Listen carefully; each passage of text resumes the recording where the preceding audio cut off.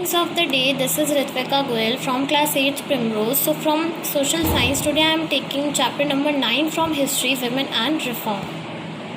So here I had mentioned some disabilities faced by women.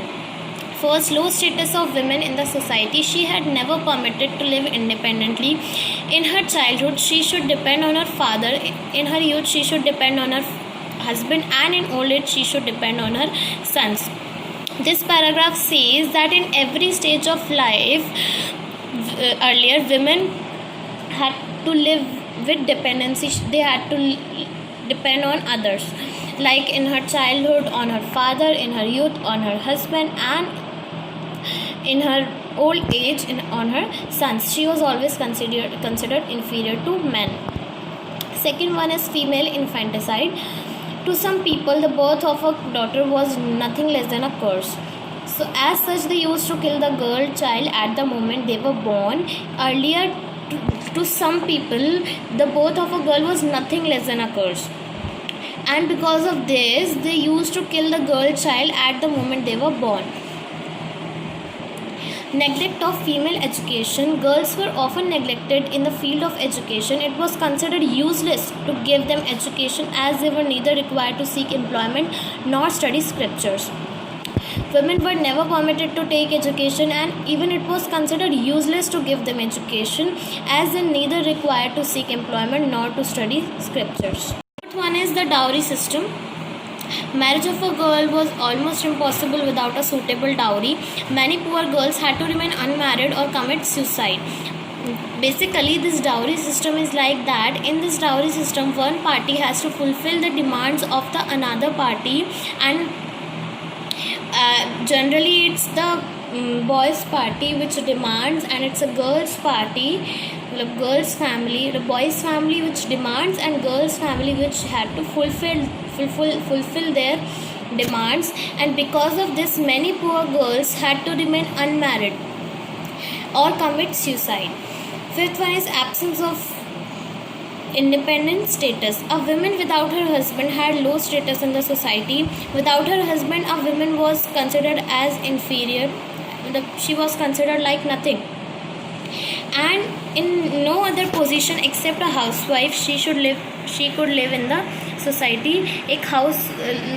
Except a housewife, she was not having any image except a housewife. She was always forced to do household works and all. So except this image, she could not live in the society. Sixth one is child marriage. In earlier days, children were married at a very young age. Like 12, 13, 14, like this. In case if the child husband died, the child bride become a widow and she'll suffer all her life. In any case, by any reason, if the husband of a child bride died, so she will become a widow. Widow means vidva, and she'll suffer all her life. Seventh one is no right of Hindu women to inherit property.